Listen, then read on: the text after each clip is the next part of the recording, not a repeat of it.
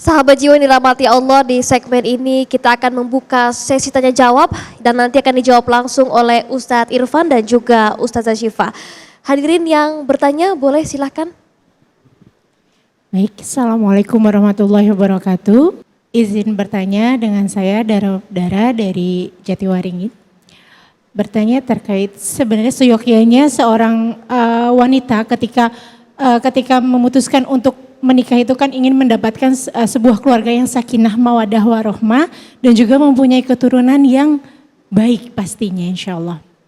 Tetapi bagaimana ketika kita telah membina, mohon maaf, ketika kita telah membina sebuah rumah tangga tetapi tidak didasari dengan iman yang baik oleh seorang suami, dan ketika kita sedang memberikan arahan terhadap anak, salah satunya misalkan kita beribadah, tetapi orang tuanya tahu seorang imam tidak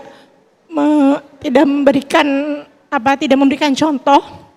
Lalu apa yang harus ketika saya bertanya, ketika saya mengarahkan, ayo abang kita sholat seperti itu, tapi anaknya itu berkata, ayah aja tidak melakukannya. Itu yang ketika saya sedikit perih gitu mendengar itu, dan saya harus menjawab apa gitu. Bagaimana dan apa yang harus saya lakukan ketika saya mendapatkan balasan omongan dari anak yang cukup pedih untuk saya seperti itu.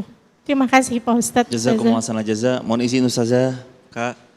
Semoga kakak yang bertanya dimuliakan Allah dan semua hadirin dimuliakan Allah dunia akhirat. Allah Subhanahu wa taala memberikan pasangan untuk kita pasti ada maksud dan tujuannya. Apa yang harus saya lakukan Ustadz ketika saya dimentahkan sama anak laki-laki saya atau anak perempuan saya, ketika kemudian beliau mengatakan ayah atau ibu aja nggak seperti itu? Yang bisa kita lakukan 3. Yang pertama, terus gunakan senjata terbaik orang beriman. Apa itu? Ad-du'a silahul mu'min. Doa. Doa itu senjatanya orang beriman. Maka yang pertama, berdoalah terus. Mohonlah kepada Allah. Sebagaimana Allah ajarkan di Quran surah Furqan ayat 74. Rabbana hablana min azwajina wa dzurriyyatina qurrata a'yun. Kita mohon kepada Allah, ya Allah anugerahkan kepadaku pasangan untukku, keturunan untukku, qurrata a'yun, yang menyejukkan pandangan mataku.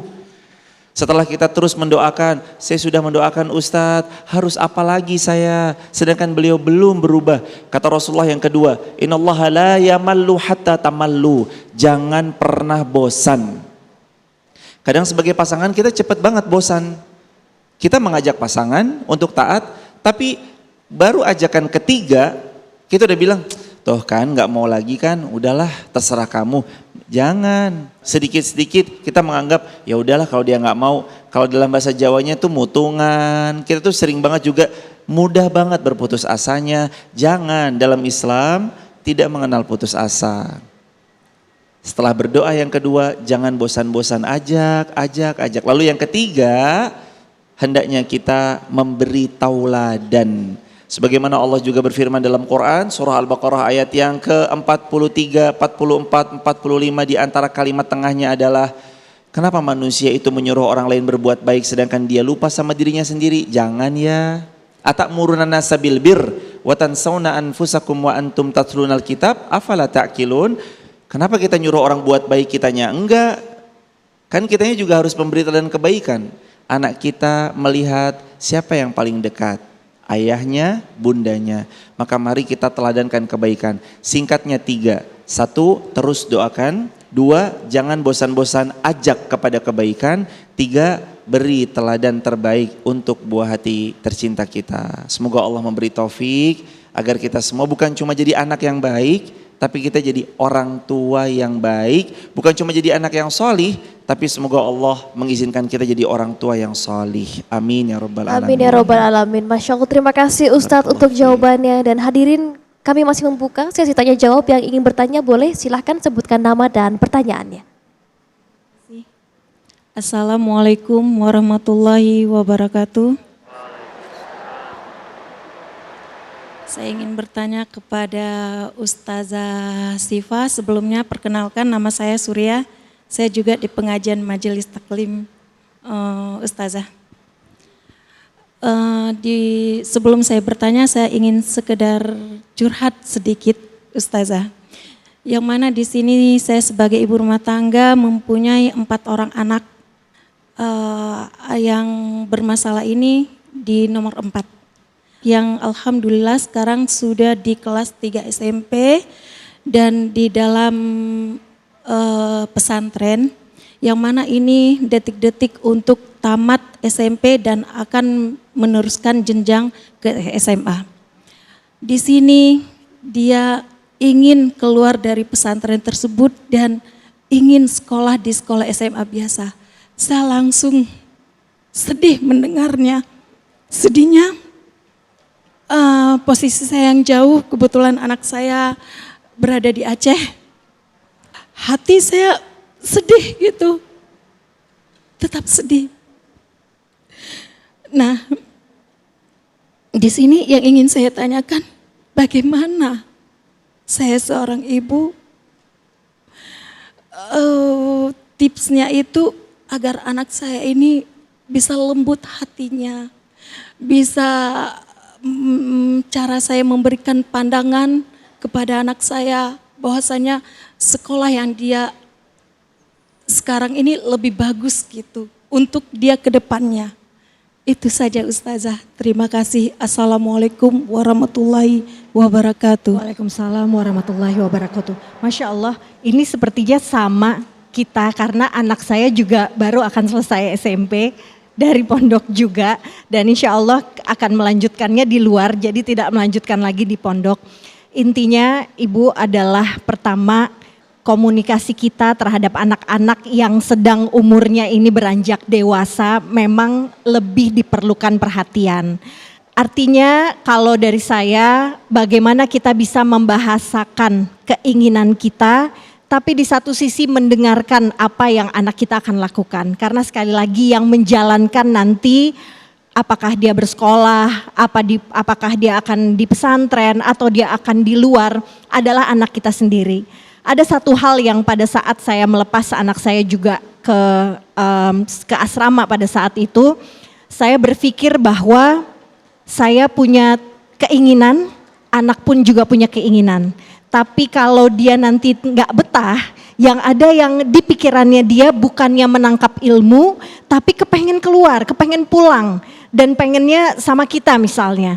Nah, jadi bahasakan bagaimana kebutuhan dari keluarga, kebutuhan dari anak itu menjadi satu dan bersinergi.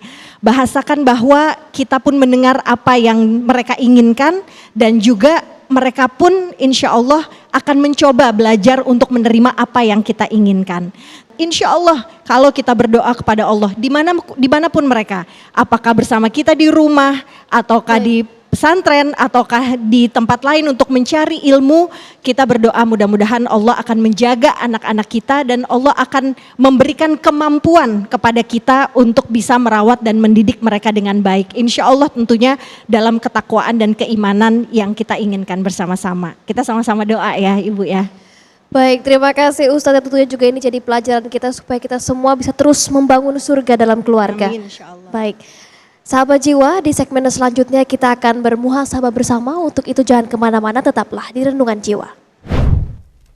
Ya Allah, izinkan kami terus bisa berbakti kepada orang tua kami ya Allah. Memutih rambut beliau, melemah tulang beliau, memudar daya ingat beliau. Tapi kami sangat ingin berbakti kepada beliau ya Allah. Beri kami kesempatan terus bisa birrul walidain kepada kedua orang tua kami. Sahabat jiwa dirahmati Allah, tidak terasa kita sudah pada penghujung episode kita pada Hari Keluarga Renungan Jiwa hari ini. Semoga apa yang sudah disampaikan dan tausiah yang disampaikan oleh guru-guru kami bisa menjadi pelajaran untuk keluarga di rumah di Indonesia, bisa membangun keluarga yang penuh menuju surga. Untuk itu, saya Fatimah Abar pamit undur diri. Wassalamualaikum warahmatullahi wabarakatuh. Hadirin, mari kita berdoa. Semoga Allah Subhanahu wa taala mengampuni segala dosa-dosa kita, memaafkan yang tersilap dan salah dari kita, dan mengumpulkan kembali kita kelak di syurganya Allah taala. Astaghfirullah wa atubu ilaih. Nastaghfirullah wa natubu ilaih. Nastaghfirullah wa natubu ilaih. Allahumma salli ala Sayyidina Muhammad wa ala ali Sayyidina Muhammad. Alhamdulillahi hamdan syakirin, hamdan na'imin, hamdan yuafi ni'amahu wa yukafi'u mazidah. Ya Rabbana lakal hamdu kama yanbaghi li jalali wajhikal karim wa azimi sultanik. Rabbana hab lana min azwajina wa dhurriyyatina qurrata a'yun waj'alna lil muttaqina imama. Rabbana zalamna anfusana wa illam taghfir lana wa tarhamna lanakunanna minal khasirin. Ilahana, ya Allah, ampunkan dosa-dosa kami ya Allah. Ampunkan dosa kedua orang tua kami ya Allah. Sayangilah beliau sebagaimana beliau menyayangi kami sepanjang masa. Ya Allah, izinkan kami terus bisa berbakti kepada orang tua kami ya Allah. Memutih rambut beliau, melemah tulang beliau, memudar daya ingat beliau. Tapi kami sangat ingin berbakti kepada beliau ya Allah. Beri kami kesempatan terus bisa birrul walidain kepada kedua orang tua kami. Ya Allah, ada di antara kami orang tua kami telah berpulang. Lapangkan kubur beliau ya Allah. Jadikan riyad min riyadil jannah ya Allah. Jadikan kubur kedua orang tua kami kubur yang terang benderang. Kumpulkan kembali kami kelak bersama kedua orang tua kami di syurgamu ya Allah. Ya Allah, izinkan kami menjadi hamba-Mu yang istiqomah. Izinkan kami Engkau, izinkan kaki ini melangkah ke tanah suci Makkah, Madinah. Izinkan kami menggandeng tangan kedua orang tua kami untuk sampai di Arafah, untuk berwukuf, untuk mabit di Muzdalifah, untuk sampai di Mina. Izinkan tangan ini menggandeng kedua orang tua kami tawaf mengelilingi Ka'bah. Izinkan kami menemani kedua orang tua kami bersa'i. Izinkan ya Allah kami terus bisa berbakti.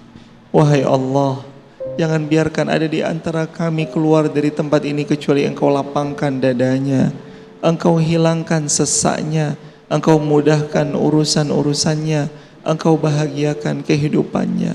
Wahai Allah, bahagiakan kami di dunia.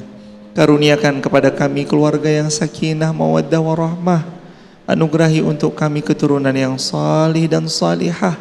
Anugerahkan kepada kami ya Allah jiwa yang istiqomah sampai kami kelak Engkau takdirkan wafat husnul khatimah. Rabbana atina fid dunya hasanah wa fil akhirati hasanah wa qina adzabannar. Walhamdulillahi rabbil alamin. Hadirin, silakan saling berpelukan dengan yang ada di sebelahnya, saling memaafkan. Semoga Allah Subhanahu wa taala kumpulkan kita kembali kelak di syurganya Allah Subhanahu wa taala. Amin ya rabbal alamin.